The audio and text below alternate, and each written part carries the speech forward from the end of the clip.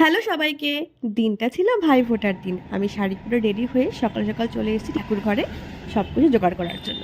ভেবেছিলাম ভাইরা আসার আগে আমি সব কমপ্লিট করে ফেলবো, কিন্তু আমার জোগাড় করতে করতে ভাই চলে এসছে।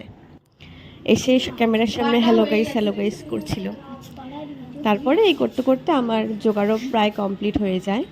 আর এই দিকে দেখো, এখানে সব ভাইদের গোল মিটিং বসে গেছে।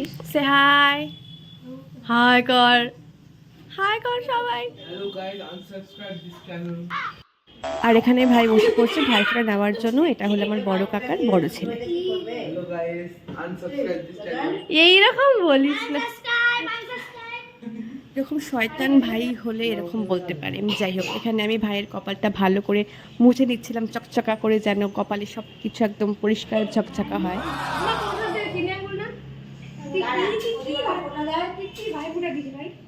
আর এই দেখো, আমি এখানে ভুলে গেছি যে কোন হাত দিয়ে দিতে হয়, ডান হাত না বাঁ হাত।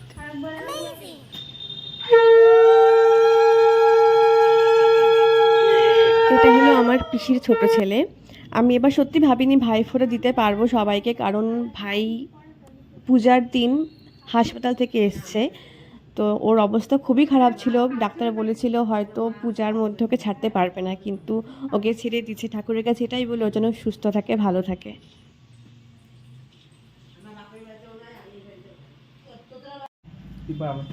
এই হলো আমার বড় কাকার ছোট ছেলে। ও কিন্তু খুব চুপচাপ, ওই জন্য আমি ফোঁটা দিচ্ছি একদম সিরিয়াস, যে মানে কতক্ষণ এগুলো হয়ে যাবে এরকম একটা ভাব ওর। আর এটা হলো সব থেকে বদমাস, আমাদের বাড়ির সব থেকে ছোট পুচকি, আমার ছোট কাকার পুচকি। ও তো এটা হলো ওর প্রথম ভাইফোঁটা। আমি এর আগেও ভাইফোঁটা নেয়নি, এটা ওর ফার্স্ট টাইম। ওই জন্য ওইভাবে অবাকভাবে দেখছে যে কি হচ্ছে, কি নিয়ম এগুলো। আর ওখানে সবাই বলছে একটু হাস, একটু হাস। সব ফেলায় টালায় একেবারে। কি করলি? কেন ফেলাইছিস? খাওয়ার জন্য বেশি। আগে তুই সঠিক করে বল, তারপরে। এখানে সবাই খাওয়া দাওয়া করতে ব্যস্ত, আর আমি এখানে এখন না খাই বসে আছি উপাস করে। আর এগুলো সব খাচ্ছে, সব খাচ্ছে। আর এ তো ফেলাই সব খাচ্ছে, উপাস করে বসে আছে, এখন খাওয়া উচিত। আর ও হলো ভাইদের মধ্যে সব থেকে বড়। ও সবার লাস্টে এসছে, ও বাইরে থাকে, পড়াশোনা করে, তো ওই জন্য লাস্টে এসছে। তারপরে সবার লাস্টে ওকে ভাইফোঁটা দিচ্ছিলাম। ও হলো আমার পিসির বড় ছেলে। তাও অনেক বছর পরে এই বছর 5 ভাইকে একসঙ্গে ভাইফোঁটা দিলাম। আগে অনেক কয়েকটা বছরে সব ভাইকে একসঙ্গে পাইনি, সেই জন্য এই বছরটা সত্যি খুব আনন্দ হয়েছে। ভাবিনি যে সবাইকে একসঙ্গে আমার ভাইফোঁটা দিতে পারবো এবার। দেখি ভাই কেমন লাগতেছে, কেমন হয়েছে তোর? কেমন হয়েছে তোর? ঠিকঠাক?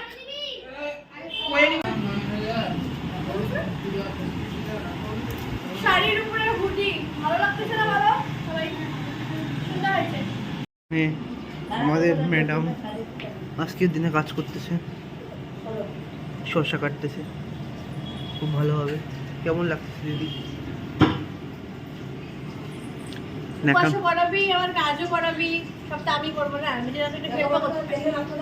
ন্যাকামি শেষ না থাকলে এরকম কথা হবে। এই দেখো, এই স্যালাডটা আমি কেটে ডেকোরেশন করছি। আজকে রান্নাবাড়ির কাজের মধ্যে এটাই আমার দ্বারা হয়েছে আজকে। এদিকে মা আর বাবা রান্নায় ব্যস্ত। মেনুতে ছিল সেদিন ফ্রাইড রাইস, ছোলার ডাল, পকোড়া, মাংস, চাটনি, দই মিষ্টি, এইসবই। তারপর আমি এখানে একটু পাঁপড় ভেজে নিচ্ছি। এখানে ভিডিও বানা হচ্ছে, আর সাবস্ক্রাইব দি চ্যানেল। এই যে এখানে সব ছোট্ট ছোট্ট আমার শয়তান ভাইগুলা খেতে বসে গেছে। কেমন হয়েছে রান্না? ভালো হয়েছে? হ্যাঁ, রান্না বাড়িতে সঠিক তো আনসাবস্ক্রাইব করবেন। এক শিখছে এক কথাটা কি শিখে। করে আমরা সবাই দিয়েছিলাম ঘুম, আর আমি ঘুম থেকে উঠে দেখি এই কটা এখন নোর নাক ডেকে ঘুমাচ্ছে। যাই হোক, তা আমি এখানে চলে এসেছি রেডি হতে, কারণ আমি আর শুভঙ্কর এখন যাব ওদলা বাড়িতে। আর ওদলা বাড়ি থেকে কোথায় কোথায় ঘুরলাম, কী কী করলাম সেটা আমি দেখাবো পরের ভিডিওতে। চলো বাই।